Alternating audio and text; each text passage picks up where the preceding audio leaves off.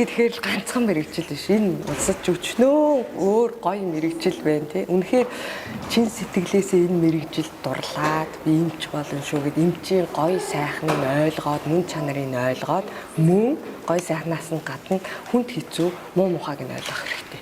Эмчгээл цагаалаад өмсгөр гоё гэсэн үг ерөөсөө биш шүү дээ. Хайгуу хүнд мэрэгжил, хэцүү мэрэгжил, хүнтэй харьцдаг мэрэгжил, хүний сайхан ааштай цааш муухай ааштай цааш тэр болгоныг даван туулаад алон даваа нухчааг дийлнэ гэсэн тэр яг чин сэтгэл нь байж ижил цаашаага хүн эмч болж явж чадна.